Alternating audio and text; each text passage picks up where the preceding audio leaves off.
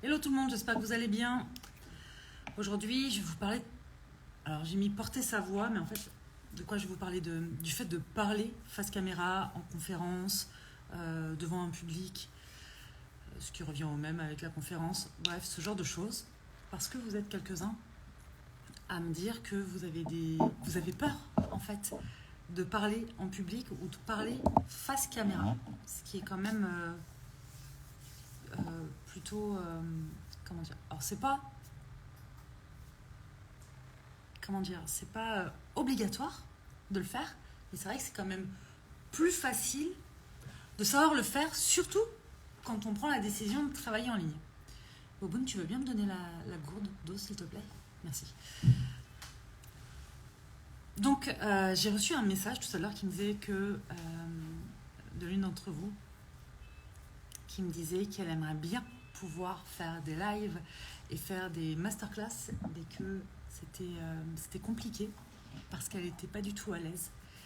Et j'ai envie de vous partager ce que je lui ai dit, c'est que déjà, ça s'apprend. Ok? Et ce qu'on ne sait pas faire aujourd'hui, ça ne veut pas dire qu'on ne saura pas le faire demain. Le truc, c'est que ça revient à ce que je vous disais hier, c'est est-ce que je suis focus sur ce que je n'ai pas ou est-ce que je suis focus sur ce que je peux acquérir, ce que je peux apprendre. Est-ce que je suis focus sur le problème ou est-ce que je suis focus sur la solution? Merci beaucoup. Ok. Donc en fait, c'est comme pour tout. Il y a un moment dans notre vie, on ne savait pas marcher. Et puis on a appris à marcher. On ne savait pas parler, on a appris à parler. Il y a plein de choses tout au long de notre vie qu'on ne savait pas faire et qu'on a appris à faire avec le temps, avec de la volonté, de la discipline, de l'engagement, parfois avec plus de facilité, d'autres fois avec moins de facilité. Ça dépend de plein de choses. Aujourd'hui, on est adulte et on a quand même la possibilité d'apprendre plein de choses, même avec peu de moyens, pour le coup. Voilà. Parce qu'on peut apprendre des choses à l'école, dans des formations, on peut apprendre des choses de manière autodidacte, et Internet est quand même un outil formidable aussi pour ça. On peut apprendre des choses à travers la lecture, on peut apprendre... Il y a plein de manières d'acquérir de nouvelles compétences. Salut tout le monde. Ça va toujours dépendre de... Est-ce que j'ai vraiment... Salut Léa. Est-ce que j'ai vraiment envie de ça? Et pourquoi j'ai envie de ça en fait? Parce que si par exemple, donc on va garder cet exemple de j'ai peur de parler face à la caméra ou j'ai peur de parler en faisant de faire des masterclass parce que j'ai peur de m'exprimer. Déjà, c'est qu'est-ce qui se cache derrière la peur? Est-ce que c'est la peur d'être ridicule? Est-ce que c'est la peur de bégayer? Est-ce que c'est la peur d'être stressé? Est-ce que c'est la peur de paraître ridicule? Est-ce que c'est quoi? Déjà, premièrement. Ensuite, pourquoi j'ai envie de faire ça? Parce qu'il y a plein de gens qui disent il faut faire ça, donc je vais faire ça. Mais il faut faire ça, mais ça n'a pas vraiment de sens pour moi, c'est mort. Parce que ça donne pas de volonté, ça donne pas de motivation, ça donne pas de discipline, ça donne pas envie en fait, tout simplement. C'est pas vrai, ça donne pas envie. Se comparer aux autres et pardon, se comparer aux autres et mettre en place ce que d'autres font. Parce qu'on se dit que si ça marche pour les autres, ça va aussi marcher pour soi. C'est pas forcément la meilleure technique pour se sentir bien, épanoui dans son business et le développer d'ailleurs. Voilà. Maintenant, imaginons que c'est vraiment quelque chose qui vous anime. Okay? Par exemple, quand j'ai commencé à parler face caméra, je peux vous assurer que je n'étais pas à l'aise du tout. Pas du tout.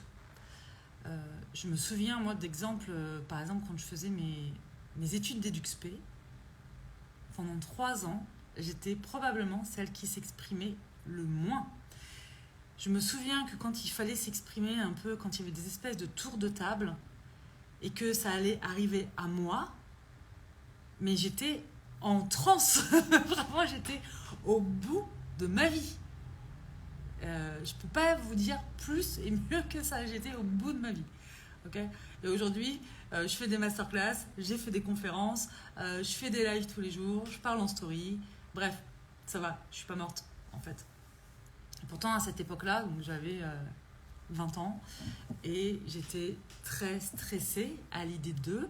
Pourquoi? Parce que c'est la peur, l'impression que tout le monde vous regarde. Tout ça, c'est une question d'ego, hein, d'accord? C'est ah mon Dieu, tout le monde va être focus sur moi, tout le monde va se rendre compte que, alors qu'en fait, tout le monde s'en fiche, hein. Bref, quand j'ai créé Somme à Soi, je me suis dit que ça allait être quand même important si j'avais envie de transmettre au plus grand nombre, parce que c'était mon ambition, c'était mon désir le plus profond, et ça l'est toujours, hein. Mon désir le plus profond, c'est de transmettre au plus grand nombre mes connaissances en psycho, en dev perso, en spiritualité, d'accompagner l'humain, voilà, à mon échelle à moi, hein, on s'entend, d'accompagner l'humain pour que chaque personne puisse être, s'épanouir et se réaliser. Peu importe d'où il vient, peu importe ce qu'il a vécu. Voilà. C'est ce que je veux. Pourquoi? Parce que je suis persuadée que quelqu'un qui se connaît, c'est quelqu'un qui sait prendre soin de soi, qui sait répondre à ses besoins. Quelqu'un qui s'aime, c'est aussi quelqu'un qui sait répondre à ses besoins, qui sait s'autoriser aussi à réaliser ses désirs, ses rêves, bref. Et quelqu'un qui s'épanouit et qui se réalise, c'est quelqu'un qui est bien traitant. Je vous en ai déjà parlé, j'ai passé beaucoup d'années à lutter contre, et notamment contre la maltraitance sous toutes ses formes. Et aujourd'hui, j'ai choisi d'œuvrer pour la bientraitance. Et c'est ma manière de faire. Bref, pour pouvoir se faire, donc transmettre au plus grand nombre, eh bien, c'était important pour moi de pouvoir parler. Et de pouvoir parler en racontant quelque chose qui pouvait avoir un impact sur la vie des gens. Pas juste parler pour parler. Donc, pour répondre à ta question, Silou Soleil, as-tu appris ça seul ou as-tu appris avec quelqu'un? J'ai appris seul en pratiquant. Tout simplement. Il y a des choses quand même... Ah, non, je vais mettre un peu plus de nuances, ok? Parce que c'est jamais seul. C'est jamais seul. Je vais vous expliquer pourquoi.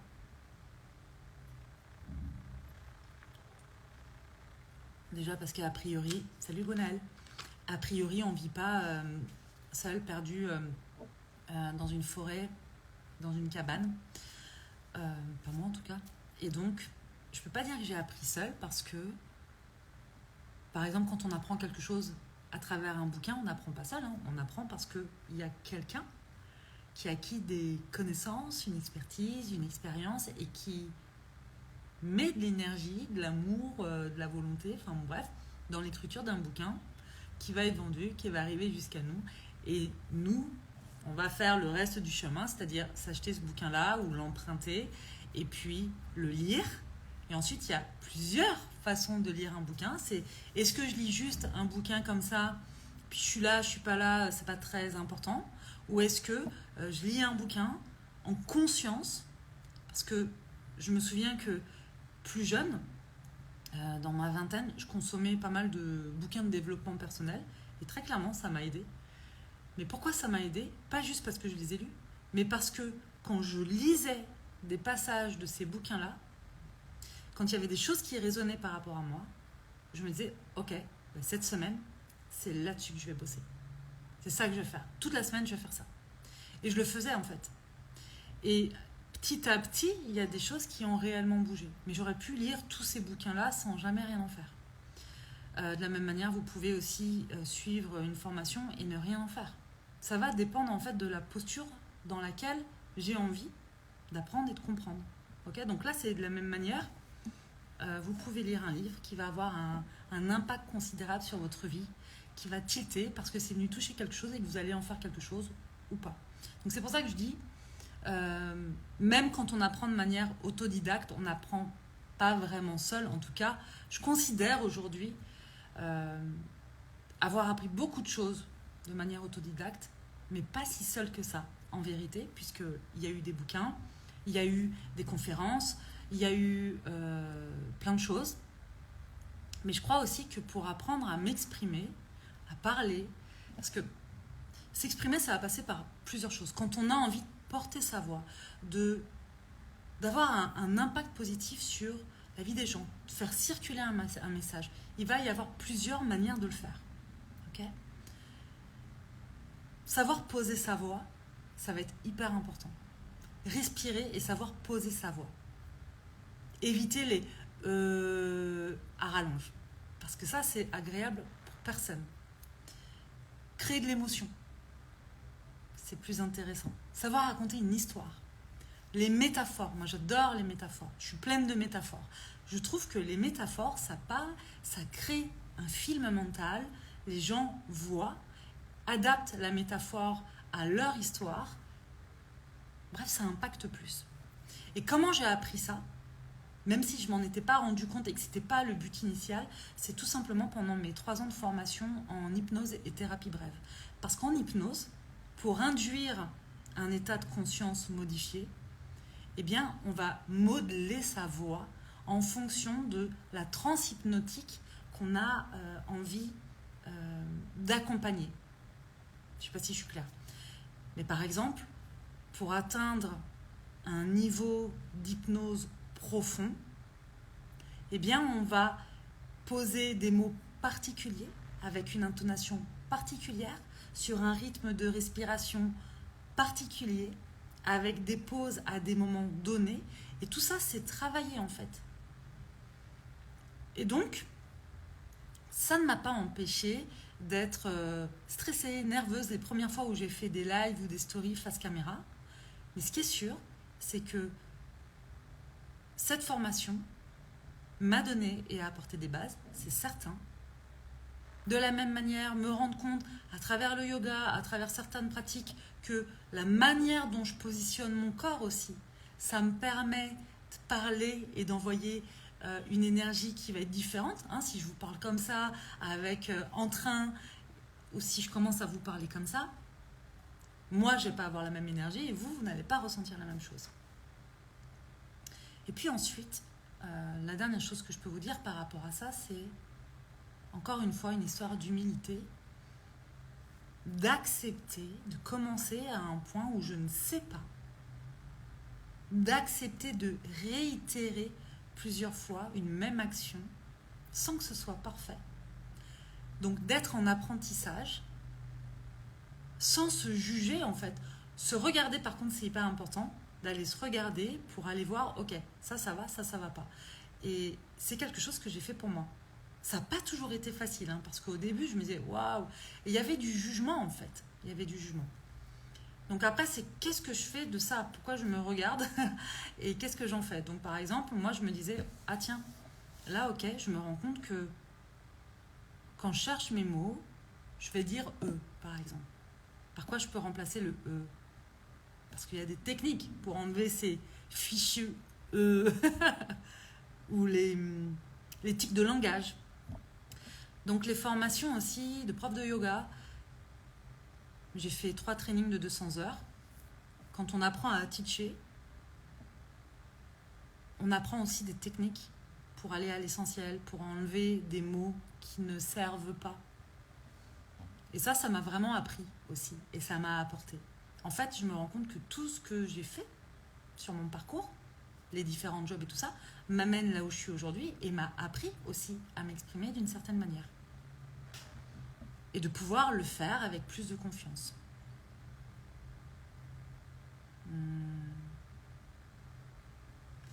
Ça n'empêche pas le trac, le stress parfois, voire même la peur. Mais ce qui est sûr, c'est que plus je vais accepter de réitérer, d'apprendre, d'être dans cette zone d'apprentissage avec le plus d'amour de moi-même. Donc je vous disais, je peux aussi m'observer après parce que ça me permet de voir ok, sur quoi je peux axer, mettre mon focus pour améliorer. Plus je vais accepter ça et plus ça va devenir facile. Parce que ce qui est inconfortable à un moment donné va devenir plus confortable à un autre moment. Maintenant, je vais vous dire autre chose, c'est que la dernière masterclass, vous étiez beaucoup plus nombreux que d'habitude. Je me suis pris d'un gros coup de trac, mais vraiment un trac de l'espace. Et ça, c'est quelque chose que je fais depuis le début, parce que ce trac-là, il m'a rappelé aussi le trac que j'ai eu la première fois que j'ai fait une conférence. Je venais de m'installer, je venais d'ouvrir mon cabinet en psychothérapie et je m'étais dit, plus tard, j'aimerais faire des conférences. Et puis, il s'avère que quelques temps après l'ouverture de mon cabinet, j'ai été contactée par une association pour les parents adoptants qui me dit on a été lâché par le psy qui devait faire la conférence. Est-ce que vous voulez bien le faire? On aimerait que vous fassiez, que vous parliez des répercussions sur le couple du parcours de l'adoption en fait. Quelles sont les répercussions qu'il peut y avoir sur la vie de couple quand on est dans ce parcours-là de parents adoptants? J'ai dit oui. J'ai dit oui parce que c'était un de mes rêves. J'avais vraiment envie de faire ça. J'avais ce désir-là, très profond. Mais il y avait aussi une partie de moi qui flippait parce que je me disais, mais est-ce que je suis légitime? Est-ce que c'est trop tôt? C'est dans 15 jours. Alors, j'ai tout donné. Hein. C'est-à-dire que pendant 15 jours, j'ai bûché sur mon sujet, je me suis entraînée. Et quand je suis arrivée devant tout le monde, j'étais ultra stressée. Et quand j'ai commencé à parler, j'avais la voix qui tremblotait. Voilà. C'est ce qui s'est à peu près passé aussi à la masterclass de cette semaine. C'est-à-dire que j'ai vu tout le monde arriver. J'ai des habitudes en live sur Zoom. Quand vous arrivez dans un espace Soma Soi, notamment dans une de nos formations ou un programme, tribu holistique, que ce soit le programme sur les émotions, enfin tous les programmes qu'on fait en live et les formations où il y a des coachings ou des transmissions en live, j'accueille. J'ai pour habitude d'accueillir tout le monde en disant bonjour un tel, bonjour un tel, bonjour un tel. Voilà. Et je vois tout le monde. Là, c'était impossible. C'est-à-dire que Sébastien me dit 10 minutes avant, il y a 30 personnes dans la salle d'attente. Je dis tiens, c'est la première fois que ça arrive. Et puis, au moment d'ouvrir, il y a 130 personnes qui attendent. Donc, quand il ouvre le Zoom, c'est-à-dire qu'il accueille tout le monde, j'ai 130 personnes qui arrivent sur mon écran en même temps. J'ai un pic d'adrénaline et de trac en fait. Donc, je peux essayer de le cacher. Je peux mettre toute mon énergie pour tenter de cacher ça. Qu'est-ce qui va se passer si je mets toute mon énergie pour tenter de cacher ça? Mais je ne vais pas avoir l'énergie nécessaire pour transmettre le message que j'ai envie de transmettre. C'est ça la réalité. Donc, j'ai fait un choix. C'est celui que j'ai fait aussi lorsque j'ai fait ma première conférence pour ces couples adoptants. Bah, j'ai nommé les choses. Je n'ai pas essayé de cacher ça parce qu'en fait, on est tous humains et que je crois qu'on peut apporter énormément de valeur, qu'on peut avoir un impact considérable sur la vie des gens quand ils le souhaitent. On peut accompagner des processus de transformation et c'est ce qu'on fait tous les jours avec Soma Soa et en même temps avoir peur parfois, avoir le trac parfois, être imparfait, se tromper même, faire des erreurs, échouer. On peut faire tout ça. Donc il faut arrêter de tenter d'être toujours au top du top et de faire croire aux gens qu'on est toujours au top du top parce que c'est pas vrai en fait. Personne n'est toujours au top du top. Ok? Je vous rappelle que ce qu'on voit sur les réseaux sociaux, sur les autres, ce qu'on voit sur les réseaux sociaux, c'est pas forcément du fake. C'est pas la question, mais c'est que c'est 1% d'une vie en fait. Donc c'est rien. Okay, c'est des moments sélectionnés qu'on a envie de partager. Donc, très rapidement, j'ai dit, ok, je vous le dis, j'ai un super track, vous êtes nombreux, je suis très heureuse de vous accueillir, et j'ai le track. Ok, après ça, on passe à autre chose en fait. Plus vous allez nommer les choses, plus vous allez pouvoir passer à autre chose. Alors qu'on se dit, ah là là, j'ai le track, faut pas que je le dise. Faut pas que les gens le voient. S'ils le voient, ils vont croire que c'est parce que je sais pas, c'est parce que ceci, c'est parce que c'est... Je suis là en tant qu'expert, tu peux pas me permettre de... Mais mon Dieu, mais cette pression qu'on se met, ça sert à rien. Ça sert à rien. Franchement, mais... Ouais, ça change rien. Si, ça change surtout que vouloir cacher cette pression, c'est se mettre encore plus de pression. Et qu'en fait... eh bien, on crée le résultat qui nous fait flipper, en fait, au final. Donc, voilà. Pourquoi je vous dis tout ça? Je vais répondre à vos questions aussi. Je vous dis tout ça tout simplement parce que ça va faire partie des modules aussi de Holistic Business. C'est quelque chose qu'on va voir ensemble. J'ai vraiment envie de transmettre ce savoir-là à la tribu d'Holistic Business, à tous les entrepreneurs là qui vont venir, parce que qu'on ait besoin de parler à ses clients, qu'on ait besoin de raconter son histoire, qu'on ait besoin de proposer un service, qu'on ait besoin ou envie de créer une masterclass sur un sujet, de faire une conférence, peu importe. Savoir poser sa voix, savoir porter sa voix et savoir le faire depuis un espace de sécurité pour que le message qui vient de notre tripes, de notre cœur, puisse circuler jusqu'au cœur des autres individus qui nous écoutent sans qu'il y ait trop d'interférences, pour moi c'est essentiel en fait. Donc ça, on va travailler ça ensemble. Je vais vraiment vous transmettre tous mes outils par rapport à ça pour que vous puissiez aussi le faire à votre tour. Pareil, on parlera aussi comment on raconte son histoire et des métaphores. Voilà. Probablement qu'un jour, dans un deuxième temps, peut-être qu'il y aura aussi toute une formation, parce qu'on nous pose souvent la question, Soma Soa, holistique, pour former des thérapeutes ou des coachs. Et c'est quelque chose qui résonne pas mal, mais on verra. Pour l'instant, c'est Holistic Business, parce que c'est ce qui est là, pour moi, et ce qui est vraiment le plus aligné à mon énergie pour le moment. Alors Silou, il faut du courage et du travail, discipline, merci Sandra, je trouve des résonances grâce à toi. Reste à appliquer, tu peux être fière de toi, continue. Merci beaucoup. Discipline, engagement. En fait, la discipline et engagement, on peut aussi beaucoup la trouver, ou en tout cas,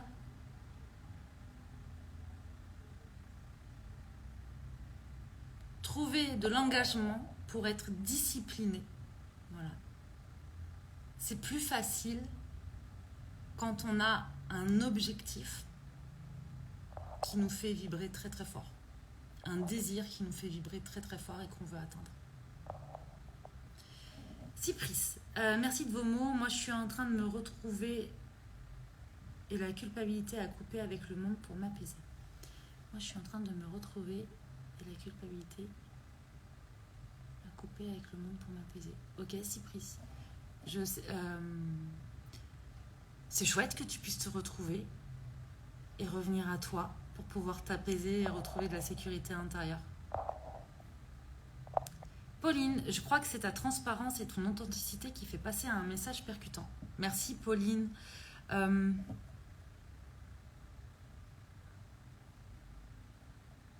Oui, je pense que ça joue. Mais c'est pour ça aussi que c'est important de voir où est-ce qu'on veut mettre son énergie. Est-ce qu'on veut mettre son énergie dans je porte des masques, je veux me transformer, je veux plaire à tout le monde, je veux paraître génial, même quand je le suis pas. Parce qu'on est tous géniaux et on est tous, à un moment donné, on peut se sentir comme un gros caca à n'importe quel moment aussi, quoi. On est tous très bons et tous très nuls sur certains sujets. Et c'est ok. Donc vouloir cacher ça et vouloir faire croire aux autres qu'on est toujours au summum, trop fatigant. Trop fatigant. Trop épuisant cette histoire. Donc j'ai pas envie.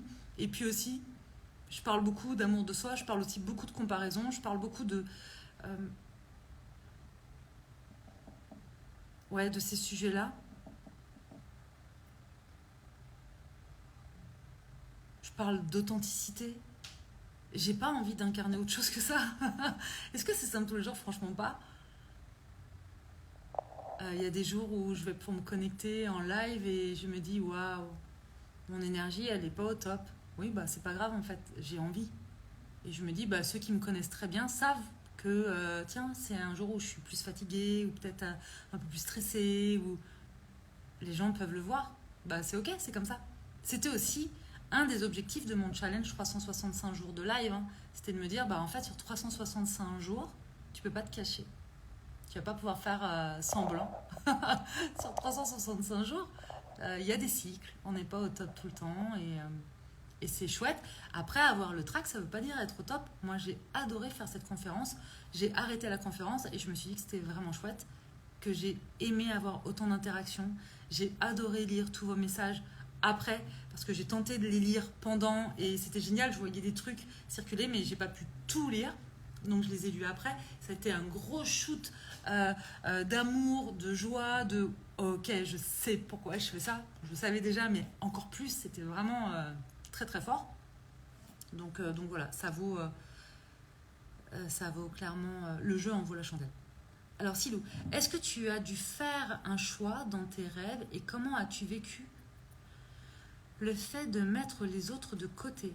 As-tu eu envie de changer en cours de route? De changer quoi en cours de route? C'est hyper intéressant. J'aime tes questions. Je me demande si je vais pas y répondre sur un autre live. Ouais, 18h57. Je vais y répondre sur un autre live. Seb, si tu as la question, est-ce que tu peux faire une capture d'écran de cette question-là? De Silou Soleil. Est-ce que tu as dû faire un choix dans tes rêves et comment as-tu vécu le fait de mettre les autres de côté? J'ai le log de tout le live. Ok. Silou, je vais y répondre peut-être demain. Demain, je vais peut-être faire un live pour répondre à ces questions-là. Et je veux bien que tu me précises du coup, c'est quoi? Qu'est-ce que tu entends dans as-tu eu envie de changer en cours de route? De changer quoi? Moi? De voix? De rêve? De quoi? Alors, colonne. Transformer. Gracias. Ok. Ok les amis, voilà ce que j'ai envie de vous partager pour aujourd'hui. Dites-moi en commentaire. Ah, mes rêves. Ok, est-ce que j'ai eu envie de transformer mes rêves? Ok. Bah, je réponds à tout ça demain avec grand plaisir. Ouais, vraiment avec plaisir. Je vais le faire demain. En attendant, on continue d'accueillir toutes les personnes qui nous rejoignent dans Holistic Business. C'est vraiment chouette. Je suis très heureuse aussi parce que je me rends compte que quand on parle depuis un espace d'amour, de joie avec son cœur, avec le moins de filtres possible, avec le moins de masques sociaux possible, parce qu'on en porte toujours à certains moments en fonction aussi de notre vulnérabilité, enfin de plein de choses, eh bien on attire à soi aussi les personnes qui vibrent avec notre fréquence et avec qui on a envie de travailler. Les personnes qui sont inscrites dans Holistic Business sont vraiment des personnes, mais j'ai vraiment une joie immense à l'idée d'accompagner ces personnes sur les 3 prochains mois et vraiment de leur transmettre tout ça, tout ce que je sais, toutes mes connaissances, les outils qu'on a mis en place aussi avec Sébastien, que ce soit pour être, pour apprendre à dire, pour faire, pour passer à l'action, pour s'organiser, enfin tout, vraiment pour s'épanouir tout en développant un business aligné à soi, à ses valeurs, à sa vision, à son énergie. Tout simplement. Ok, en attendant, je vous dis à demain et passez une belle journée de notre côté. On va finir cette journée, il est 19h, en allant au restaurant. Je vous embrasse.